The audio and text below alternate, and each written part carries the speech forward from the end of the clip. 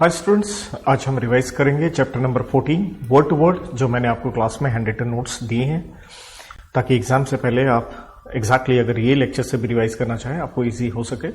तो chapter number 14 from section 206 से 209 नाम है 3I, inspection, inquiry and investigation, और सेम रूल्स का नाम भी यही है, रूल्स बड़ी 14 के हैं।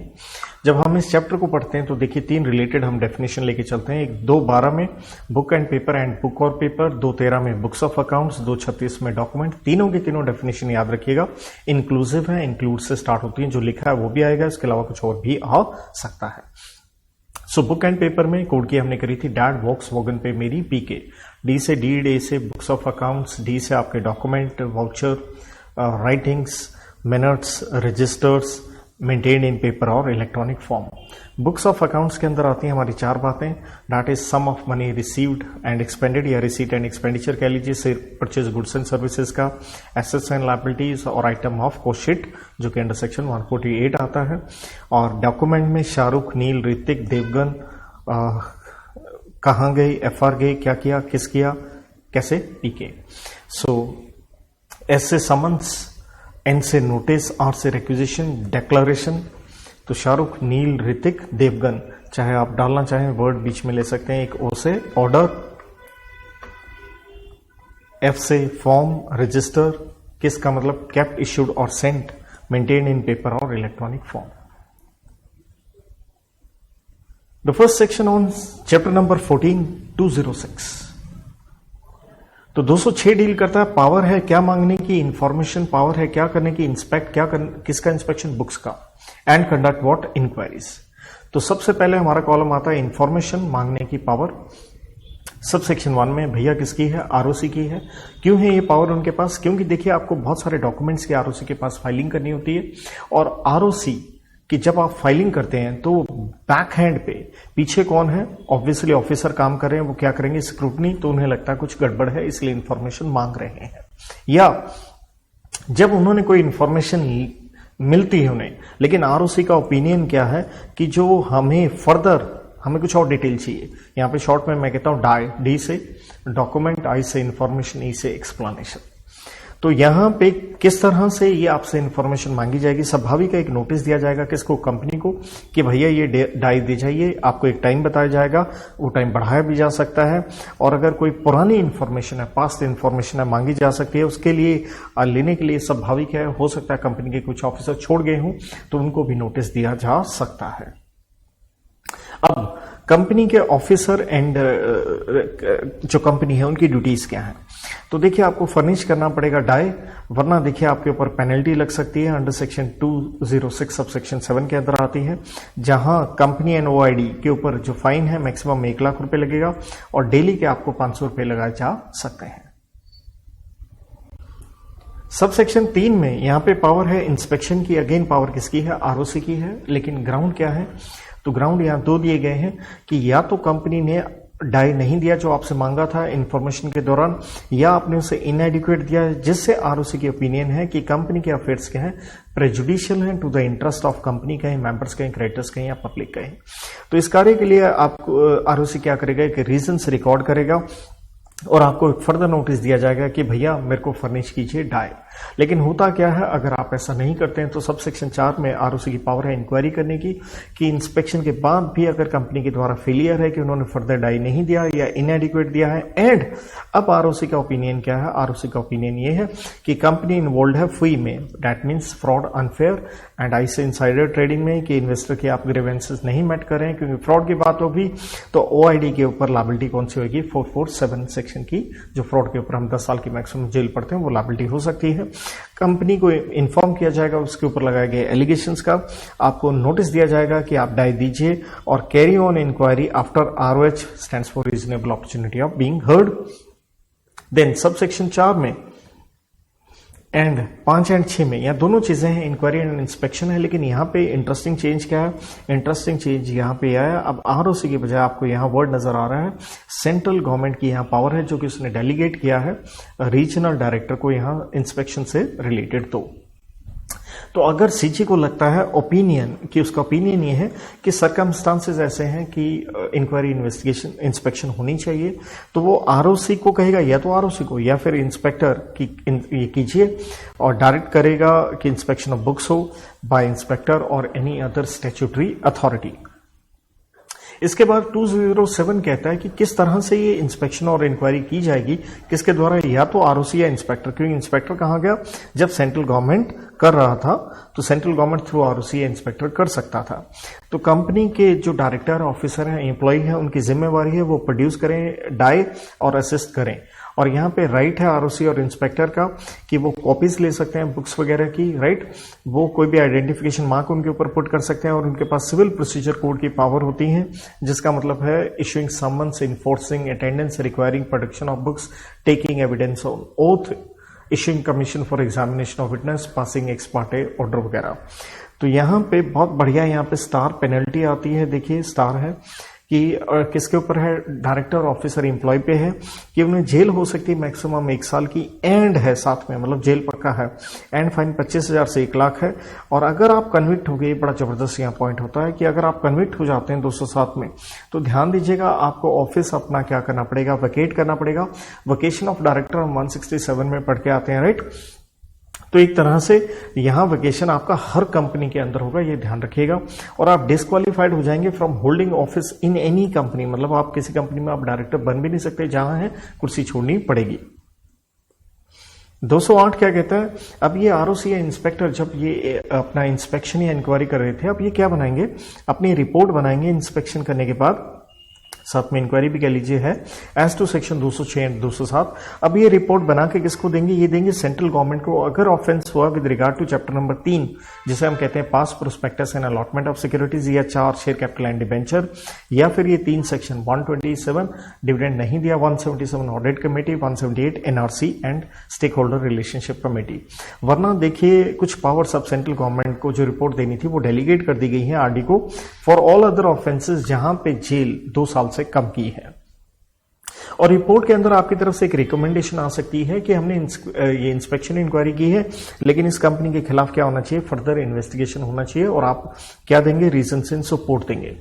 रिपोर्ट देने के बाद अब आरडी क्या करेगा, आरडी एग्जामिन करेगा इसे और लीगल एडवाइस लेगा, और उसके बाद ये सबमिट करेगा सेंट्रल गवर्नमेंट को कि यस प्रोसिक्यूशन लॉन्च किया जाए, और ये कहेगा direct initiation of prosecution if agrees with the recommendation of ROC inspector against company officer employ past और present connected with the company. तो अगर इसे लगता है कि आरओसी और इंस्पेक्टर की रिपोर्ट में जो रिकमेंडेशन आया था कि इनके खिलाफ इन्वेस्टिगेशन होनी चाहिए, तो वो कोई भी कंपनी हो, ऑफिसर हो, एम्प्लॉय हो, पास्ट हो, प्रेजेंट हो, उनके खिलाफ कहेगा कार्रवाई शुरू की जाए, और सेंट्रल गवर्नमेंट को बताएगा about the action taken on report and reasons. या फिर अगर आप आरओसी इंस्पेक्टर की रिपोर्ट नहीं मानते हैं जो फर्दर इन्वेस्टिगेशन के लिए कहती है, तो क्यों नहीं आपने उसे एक्सेप्ट किया। इसके बाद देखिए हम इंस्पेक्टर से रिलेटेड कंसेप्ट पढ़ने जा रहे हैं, कई सेक्शन उससे रिलेटेड पढ़ेंगे। सबसे पहले हम 215 देख रहे हैं कि इंस्पेक्टर कौन होगा, ये एक इंसान होगा, जिसका मतलब है कोई भी फर्म या body, corporate, other association inspector नहीं बन सकती, सिर्फ कौन बनेगा, इंडिविजुअली बनेगा। जब हम 217 पढ़ते हैं तो वहां हमें पता चलता है ये एक ऑफिसर है सेंट्रल गवर्नमेंट का, तो हम उसकी पावर्स यहां पढ़ने वाले हैं। और कौन सी पावर पहले पढ़ने वाले हैं, सर्च एंड सीजर। इस पावर को हम 2 कैटेगरी में पढ़ेंगे, 2 सेक्शनों में, एक 209 में, एक 220 में। दोनों में फर्क क्या है, 209 में तो देखिए क्या हुआ था, क्योंकि 206 में आपने इंस्पेक्शन इंक्वायरी किया, फिर आपने 7 में कंडक्ट किया, 8 में आपने रिपोर्ट बनाई, तो यहां पे पावर आरओसी की भी है और इंस्पेक्टर की भी है। लेकिन 220 में क्या है, सिर्फ पावर इंस्पेक्टर की है, यहाँ आरओसी नहीं है। और फर्क क्या आ गया, जैसे यहाँ इंस्पेक्शन इंक्वायरी था, यहाँ क्या आ गया 220 में, इन्वेस्टिगेशन के दौरान। इसलिए कंपैरेटिव वे में कीजिए, आंसर आपके लिए आसान रहे। ग्राउंड क्या है, दोनों में सेम है कि आरओसी इंस्पेक्टर या 220 में अकेला इंस्पेक्टर कह लीजिए, अगर उसे संभावना है, लाइकलीहुड है कि बुक्स वगैरह जो क्या हो सकते हैं, डैम्स हो सकते हैं, जिसका मतलब है destroyed, altered, mutilated, secreted, falsified. और ध्यान दीजिएगा इसी के साथ हम यहाँ पे सेक्शन ले रहे हैं 229, आखिरी सेक्शन, जो कहता है कि अगर बुक्स वगैरह डैम्स हो सकती हैं, फॉल्स स्टेटमेंट वगैरह हैं, गलत है बुक्स आपकी, तो आपको पेनल्टी लगेगी 447। और 447 में हम क्या पढ़ते हैं कि जहां पे हम 2 कैटेगरी में पेनल्टी पढ़ते हैं, small amount and big amount, कि भैया अगर फ्रॉड जो है वो 10 लाख रुपए से कम है और 1% ऑफ टर्नओवर से कम है तो जेल होती है मैक्सिमम 5 साल और फाइन लगता है 50 लाख का और बोथ। लेकिन अगर ये है 10 लाख या 1% ऑफ टर्नओवर है तो देखिए जेल कम से कम 3 महीना होती है, लेकिन ये 3 साल हो जाती है अगर पब्लिक इंटरेस्ट इन्वॉल्व हो, मैक्सिमम 10 साल। तो जेल यहां पक्का है क्योंकि यहां पे वर्ड एंड है, और फाइन लगता है कम से कम मिनिमम अमाउंट ऑफ फ्रॉड या फिर फ्रॉड का 3 गुना। देन क्यों ये लोग सर्च एंड सीजर करना चाहते हैं? क्योंकि बेसिस ऑफ बिलीफ क्या है, इनके पास कुछ इन्फॉर्मेशन है, या यहां कह लीजिए during the course of investigation की बुक्स, जैसे हमने बताया क्या हो सकता है, डैम्स हो सकता है। अब 209 में किसकी बुक्स हैं? देखिए यहां पे कंपनी एंड उसके अफसरों की बुक, कंपनी आ गया, केएमपी आ गया, डायरेक्टर आ गया, ऑडिटर आ गया, सीएस, और अगर सीएस नहीं है तो CS in whole time practice. यहां पे क्या है इन्वेस्टिगेशन में, company and other body corporate and their managing director और मैनेजर। तो कहने का मतलब अदर बॉडी कॉर्पोरेट का मतलब क्या हो गया, यहाँ रिलेटेड पार्टीज जो कंपनी की ग्रुप कंपनीज कह लीजिए, उनसे संबंधित भी इन्वेस्टिगेशन हो सकती है। बहुत बढ़िया स्टार पॉइंट है। देखिए 209 में आपको ये सर्च सीजर करने के लिए स्पेशल कोर्ट से अप्रूवल लेनी पड़ती है, यहाँ रिक्वायर्ड है लेकिन यहाँ रिक्वायर्ड नहीं है। पावर्स क्या हैं? तो स्वाभाविक है सर्च सीजर करने के लिए आपको ये स्पेशल कोर्ट आपको ऑथराइज करेगा, तो आप एंटर कर लीजिए, किसी भी प्रेमिसेस में सर्च कीजिए, बुक सीज कर लीजिए और रख सकते हैं आप 180 दिन के अंदर तक। मतलब इसके बाद आपको क्या करनी होती है, आपको ये बुक्स रिटर्न करनी होती है और फर्दर लेकिन आप दोबारा मांग सकते हैं 180 दिन के लिए। लेकिन इन्वेस्टिगेशन में टिल इन्वेस्टिगेशन आप अपने पास रख सकते हैं। यहां पे कार्रवाई जो लगेगी वो लगेगी criminal procedure code 1973 to apply. Same answer यहां पे भी क्या है, सेम है। इसके बाद इंस्पेक्टर से रिलेटेड ही हम 2 सेक्शन और ले रहे हैं, 217 एंड 219। 271 में क्या है, ये इन्वेस्टिगेशन के दौरान है, ये भी इन्वेस्टिगेशन के दौरान है। पहली बात 17 एंड 19। 17 में इन्वेस्टिगेशन किसके खिलाफ हो रही है, ऑफिसर, एम्प्लॉइज, एजेंट्स, चाहे वो पास्ट हैं या प्रेजेंट है, किसके, कंपनी के या कोई भी body corporate person under investigation under section 219, जिसका मतलब हो गया रिलेटेड कंपनीज आप कह सकते हैं। क्योंकि 219 में देखिए हम इन्वेस्टिगेशन कर ही किसके रहे हैं, into the affairs of related companies. तो आपके पावर्स क्या हैं, वही देखिए जो 206 में भी हम पढ़ के आते हैं, साथ में भी आपको डाई देना पड़ेगा, असिस्टेंस देना पड़ेगा। ऑल्सो कोई भी बॉडी कॉर्पोरेट हो सकती है अदर देन जो रिलेटेड बॉडी कॉर्पोरेट है 219 में। आप सेम वही पॉइंट है जो हमने पढ़ा 209 के अंदर, 180 दिन और 180 दिन दोबारा भी आप बुक्स मांग सकते हैं। आप पर्सनल अपीयरेंस रिक्वायर कर सकते हैं इनकी and examine on oath but for any other person. इसका मतलब क्या है, इन तीनों के अलावा किसी और व्यक्ति को अगर आप बुलाना चाहते हैं तो आपको प्रायर अप्रूवल लेनी पड़ती है सेंट्रल गवर्नमेंट की या सफाइयों की। अगर सफाइयों कब आएगा, अगर इन्वेस्टिगेशन हो रही है 212 के अंदर। तो एनी अदर का मतलब भी क्या हो गया, इन तीनों के अलावा। 4th पॉइंट को थोड़ा ध्यान से देखिएगा, ये बढ़िया पॉइंट रहेगा। इसके ऊपर एक इंस्टीट्यूट ने क्योंकि मई 2023 में के लिए आरटीपी में एक केस स्टडी अच्छी निकाली, तो इसलिए किसी भी वर्ड से ये निकाल सकते हैं। तो देखिए जिस व्यक्ति के खिलाफ आप इन्वेस्टिगेशन करें, ऑफिसर हो, एम्प्लॉय हो, एजेंट हो, तो आप उनसे एक सबूत जुड़ा सकते हैं। कैसे, टेक नोट्स ऑफ एग्जामिनेशन। मतलब जब आपने उनको पर्सनली बुलाया तो एक नोट डाउन कीजिए जो भी आपने एग्जामिन किया उनको। रेड टू पर्सन एग्जामिन, मतलब जिसको आपने एग्जामिन किया है, जो उसने चीज बताई थी आप उसको उसके आगे पढ़ के दे दीजिए और उससे क्या करवा लीजिए, तीसरी बात साइन। मतलब यहाँ पे 3 पॉइंट लेके चलिए, एक तो नोट्स बनाइए, नंबर 2 उसके आगे रीड कीजिए, नंबर 3 उससे क्या करवा लें, आप उसे साइन करवा लें।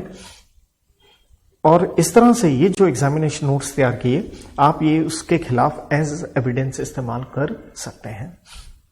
नंबर 5 है, आप असिस्टेंस ले सकते हैं इस तरह की इन्वेस्टिगेशन करने के लिए विद प्रायर सेंट्रल गवर्नमेंट की अप्रूवल से। किससे असिस्टेंस ले सकते हैं, सेंट्रल गवर्नमेंट हो, स्टेट गवर्नमेंट हो, पुलिस हो या कोई भी और अथॉरिटीज हो। पेनल्टी लगेगी डायरेक्टर ऑफिसर के ऊपर अगर वो इंस्पेक्टर का ऑर्डर डिसओबे करते हैं, वही 207 वाली सेम की सेम कॉपी पेस्ट है। लेकिन अगर कोई और व्यक्ति है तो अगर वो नहीं दे रहा है बुक से इंफॉर्मेशन वगैरह नहीं दे रहा है या अपेयर नहीं कर रहा है या वो नोट्स ऑफ एग्जामिनेशन वगैरह साइन नहीं कर रहा है, तो यहां पे आपको जेल लग सकती है मैक्सिमम 6 महीने एंड फाइन 25,000 से लाख रुपए एंड डेली के लगेंगे आपके ऊपर 2,000 रुपए का फाइन।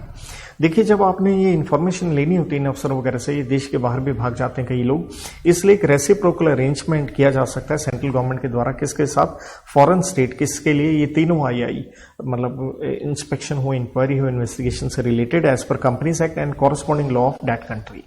तो अब पॉइंट है, अगर हमें ये इंफॉर्मेशन बाहर से लेनी है तो उसका प्रोसीजर क्या होगा। तो कहता है ड्यूरिंग इन्वेस्टिगेशन जो हमारा इंस्पेक्टर है वो एक एप्लीकेशन देगा, किसको देगा? कॉम्पिटेंट कोर्ट इन इंडिया को। मतलब सीधा इंफॉर्मेशन आप बाहर से नहीं मांगोगे, कॉम्पिटेंट कोर्ट के थ्रू मांगोगे आप कि आप सबूत वगैरह बताओगे किस तरह से बाहर है, क्यों हमें बाहर की इंफॉर्मेशन चाहिए। तो अब कोर्ट है एक लेटर ऑफ रिक्वेस्ट जारी करेगा, किसको? To court authority of that foreign state. Court to court की कहानी चलेगी कि हमें ये इंफॉर्मेशन एविडेंस ये व्यक्ति चाहिए, उसके खिलाफ हम उसे यूज कर सकें, प्लीज आप इसे फॉरवर्ड कीजिए। और ये जो अपनी इंफॉर्मेशन आएगी इसको एक डीम्ड एविडेंस उसके खिलाफ यूज किया जाएगा। और अगर बाहर इंफॉर्मेशन देनी है, लगभग सेम आंसर है, बस ध्यान दीजिएगा यहां प्रोसीजर होगा थ्रू सेंट्रल गवर्नमेंट। मतलब लेटर सेंट्रल गवर्नमेंट को आएगी और सेंट्रल गवर्नमेंट इसे फॉरवर्ड करेगी कॉम्पिटेंट कोर्ट को, फिर आप इंफॉर्मेशन देंगे, फिर ये इंफॉर्मेशन कहां जाएगी? बाहर जाएगी। 219 में हम इन्वेस्टिगेशन कर रहे थे रिलेटेड कंपनीज का। तो कहता अगर इंस्पेक्टर अपॉइंट हुआ है, 210 में सेंट्रल गवर्नमेंट करता है, 12 में SFIO करता है, 13 में एनसीएलटी करता है। और कहता है यहां इन्वेस्टिगेशन की जा रही है किससे संबंधित? Any other body corporate related कह रहे थे। अब एनी अदर बॉडी कॉर्पोरेट में यहाँ 3 पॉइंट है, A+B+C। ए में क्या आ गया? ग्रुप बॉडी कॉर्पोरेट कह लीजिए।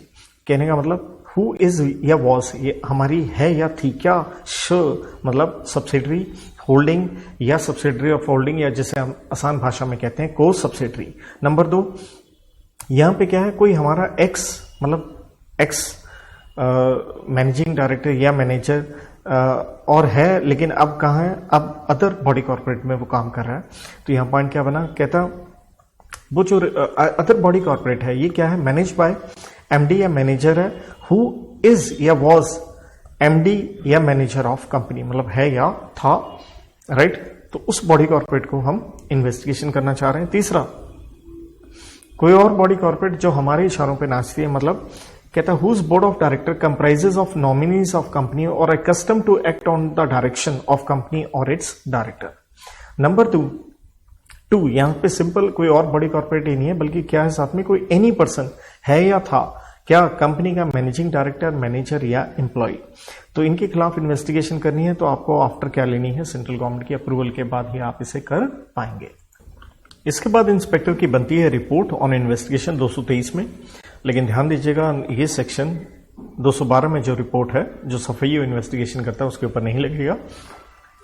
बाकी आपको सेम ऐसा ही देखिए, 208 में भी ऐसा दिखेगा, 212 में भी ये दिखेगा। तो इंस्पेक्टर अपनी रिपोर्ट बना के देगा सेंट्रल गवर्नमेंट को, जो कि राइटिंग में होगी, प्रिंटेड में होगी। ये रिपोर्ट इंटरिम हो सकती है अगर सेंट्रल गवर्नमेंट को मीनवाइल चाहिए, वरना फाइनल तो होगी on conclusion of investigation. Copy of report ये कोई भी आदमी ऐसे नहीं ले सकता, after application to central government लेगा। मेंबर ले सकता है, क्रेडिटर ले सकता है, या कोई और इंटरेस्टेड पार्टी जिसके अफेयर्स अफेक्ट हुए हों। ऑथेंटिकेशन ऑफ रिपोर्ट कैसे पता चलेगा? ये कंपनी की common seal if any of company या certificate of public officer having custody of report, मतलब जिस ऑफिसर के पास है तो उसकी ऑथेंटिकेशन होगी, उसका सर्टिफिकेट होगा, और ये रिपोर्ट एडमिसिबल है इन लीगल प्रोसीडिंग्स। 224 कहता है अब सेंट्रल गवर्नमेंट को 23 में रिपोर्ट गई, उसके ऊपर आप क्या एक्शन लेंगे? तो एक तो लॉन्च करेगा प्रोसिक्यूशन किसके खिलाफ? कोई भी व्यक्ति जो किससे डील कर रहा है, या कंपनी या रिलेटेड पर्सन 219 में पढ़ा है जो कि गिल्टी ऑफ ऑफेंस है। और दूसरी बात है उसे हम क्या निकलवाएंगे? डैमेजेस फॉर फ्रॉड, मिसकंडक्ट, मिसफिसांस, और इसके लिए उसकी प्रॉपर्टी रिकवर की जा सकती है। जो भी उसने बेनिफिट उठा के ले गया, कैश प्रॉपर्टी, वो रिकवर की जाएगी पब्लिक इंटरेस्ट में।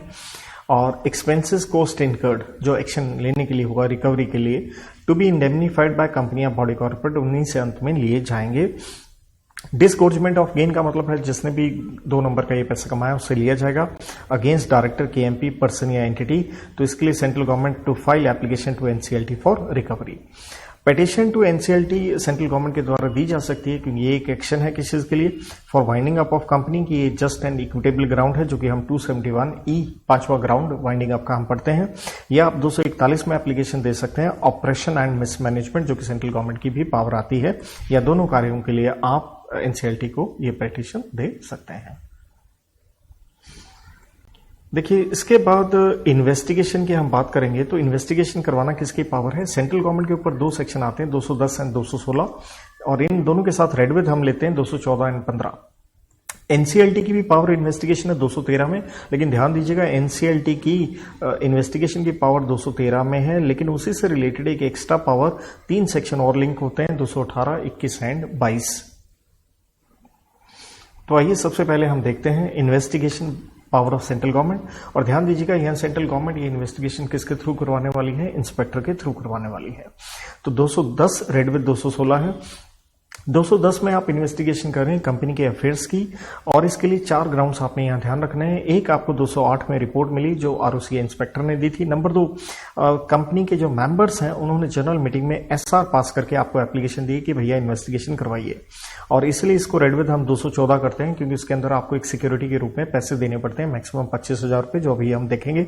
तीसरा, आप अपने आप सीओ मोटो पब्लिक इंटरेस्ट में कर सकते हैं। चौथा, कोर्ट या ट्राइब्यूनल का ऑर्डर आया, जैसे हमने कहा था 213 में ट्राइब्यूनल की भी पावर इन्वेस्टिगेशन की है, तो वो कह सकते हैं। और इस कार्य के लिए सेंट्रल गवर्नमेंट क्या अपॉइंट करेगी, इंस्पेक्टर अपॉइंट करेगी। इसलिए इंस्पेक्टर हमने पहले पढ़ा और वो रिपोर्ट बना के देगा सेंट्रल गवर्नमेंट को, जो कि हमने 223 में पढ़ा। और 24 में सेंट्रल गवर्नमेंट उसके ऊपर क्या लेती है, एक्शन लेती है। ये 4 पॉइंट बड़े अच्छे थे 210 के, जहां हमने कोर्ट की बनाई थी रैप्टा, RAPT। तो आर से एक रिपोर्ट आई 208 में, ए से क्या आ गया, एप्लीकेशन आ गई, पी से आ गया पब्लिक इंटरेस्ट, और टी से आ गया ट्राइब्यूनल या कोर्ट का आपको ऑर्डर आया है।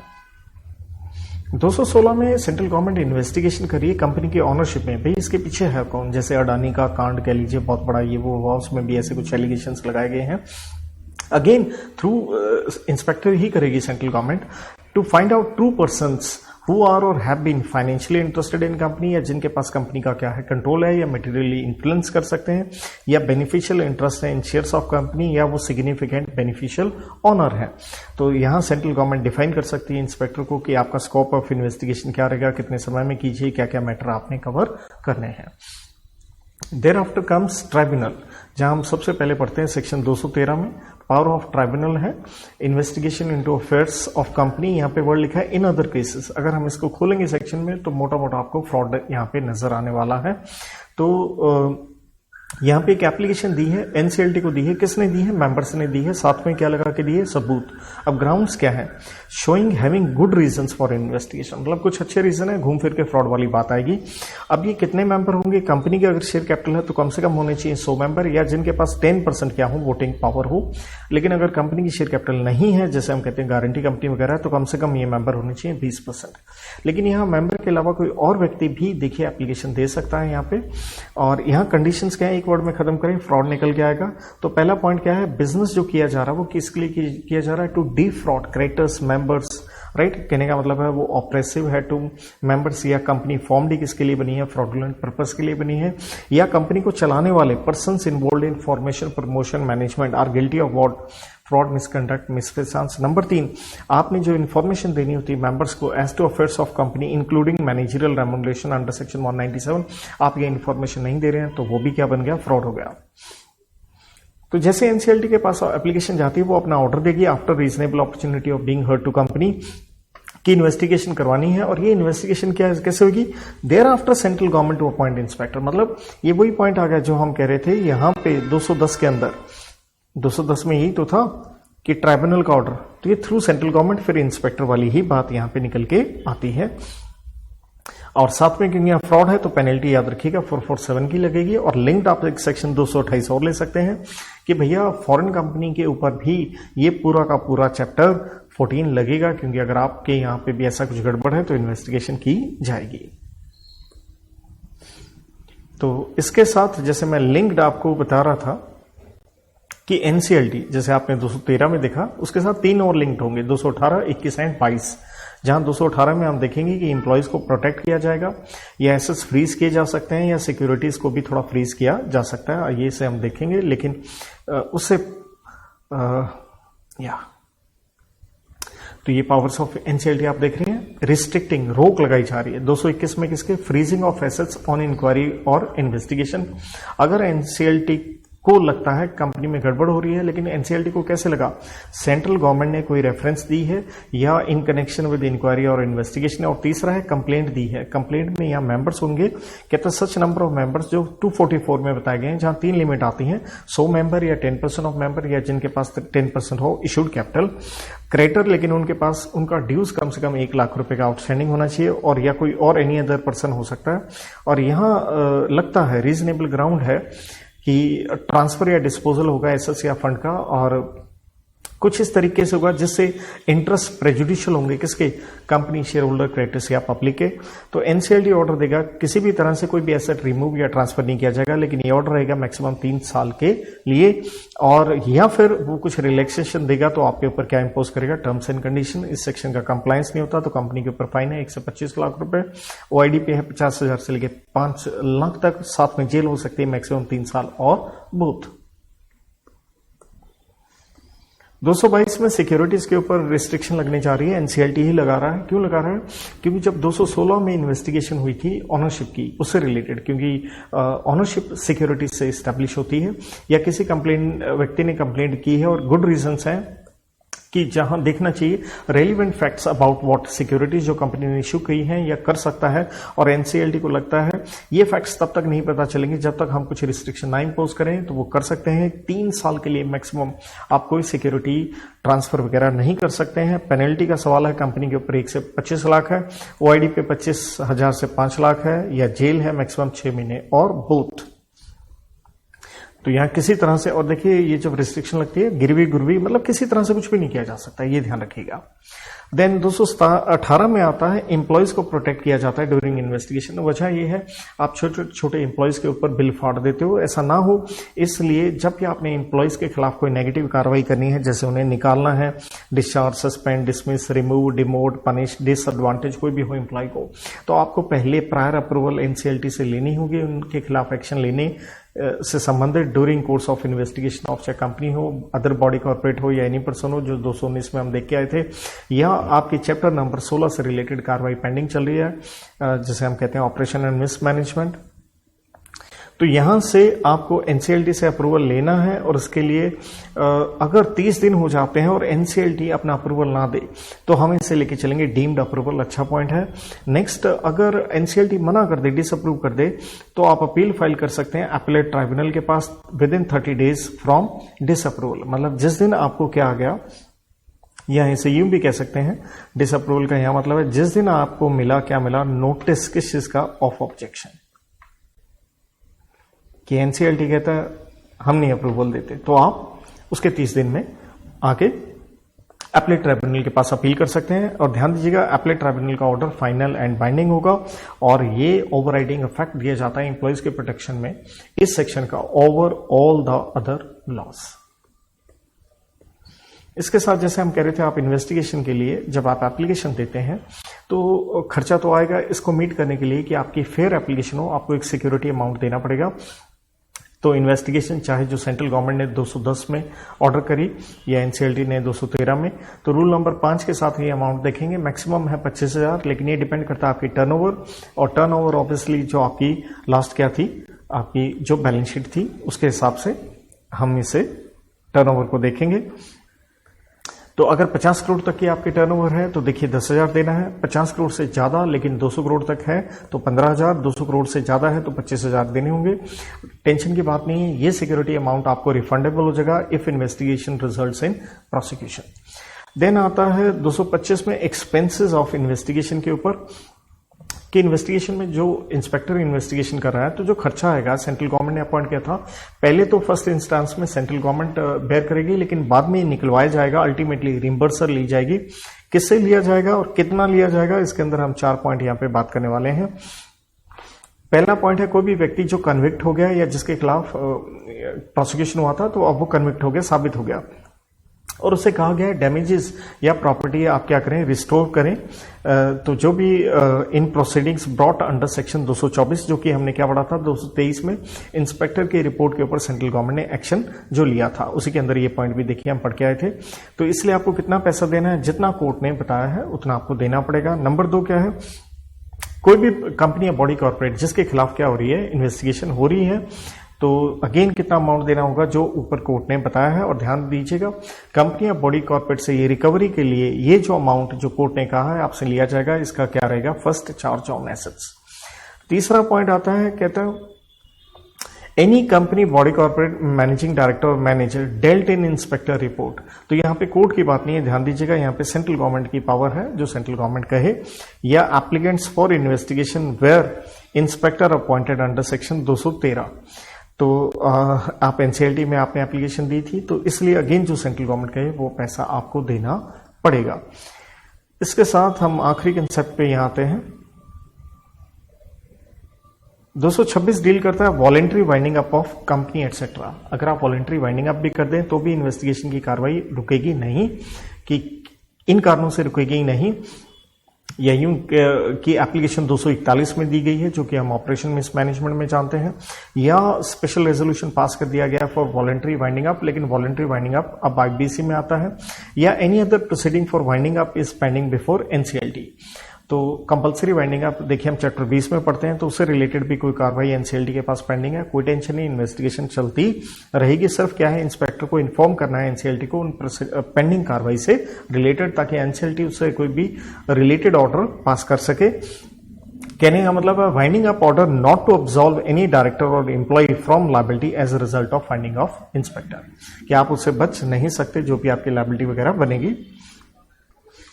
227 डील करता है लीगल एडवाइजर एंड बैंकर्स के ऊपर, कि ये not to disclose certain information, ना एनसीएलटी को, ना सीजी को, आरओसी या इंस्पेक्टर को। अब लीगल एडवाइजर वकील वगैरह की बात हो रही है, जो भी इनके पास प्रिविलेज्ड कम्युनिकेशन है वो नहीं बताएंगे, लेकिन दो चीजें आपको बतानी पड़ेंगी, name and address of the client. Number 2, banker से रिलेटेड किसी का भी हो, कंपनी बीसी या एनी अदर पर्सन का जिसके खिलाफ जो भी हम कार्रवाई कर रहे हैं, और इन बैंक के पास क्या है, इंफॉर्मेशन है as to affairs of their customers, तो इन्हें ये इंफॉर्मेशन क्या करनी पड़ेगी, डिस्क्लोज करनी पड़ेगी ऑन इन्वेस्टिगेशन, आपको यहां बताना पड़ेगा। 229 में पेनल्टी की बात आती है, जहां हमने पहले भी देखा था 447 की पेनल्टी है, डिटेल में देखते हैं। पेनल्टी किसकी है, वो व्यक्ति जिसने डैम्स किया, वही डैम्स मतलब डिस्ट्रॉयड ऑल्टर्ड बुक्स वगैरह या डॉक्यूमेंट इंफॉर्मेशन एक्सप्लेनेशन वगैरह नहीं दिया during inquiry inspection investigation, right, ये रहा, राइट, जिसने डैम्स वगैरह ये सब चीजें आ गई। नंबर 2, ऑफिसर और other employ of company body corporate under investigation.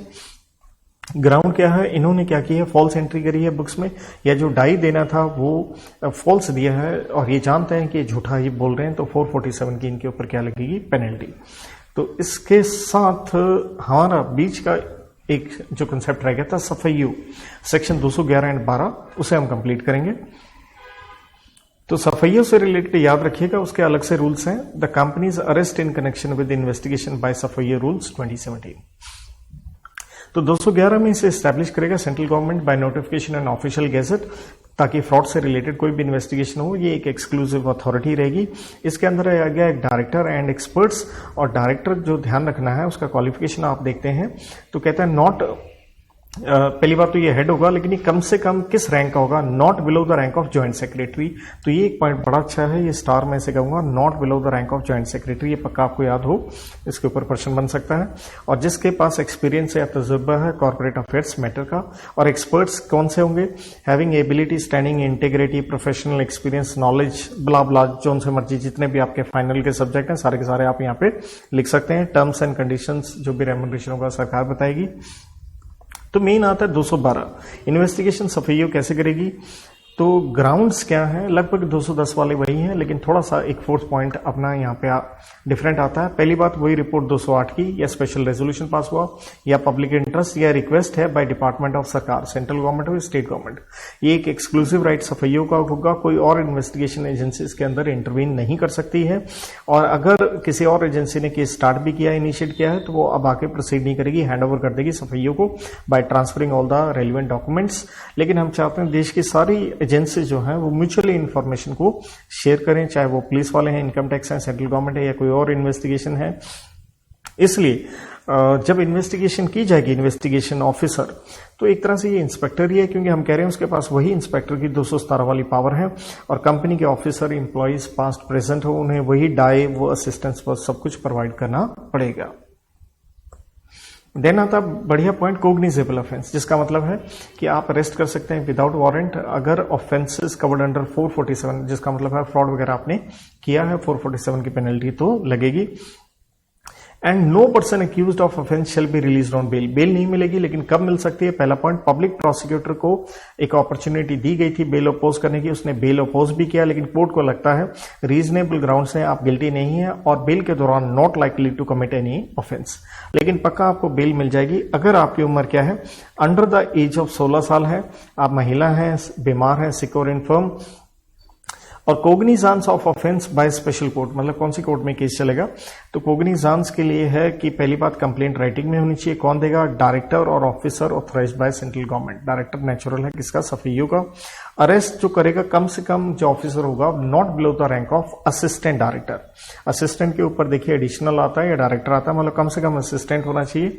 और जब आप अरेस्ट करोगे उसको बताओगे क्या ग्राउंड्स हैं उसके अरेस्ट के, और उसे पेश करना आपने स्पेशल कोर्ट, मेट्रोपॉलिटन मजिस्ट्रेट या जेएम के पास 24 घंटे के अंदर अंदर। लेकिन जो टाइम है जर्नी का उसे लेके जाने कोर्ट के पास, वो हम एक्सक्लूड करके चलेंगे।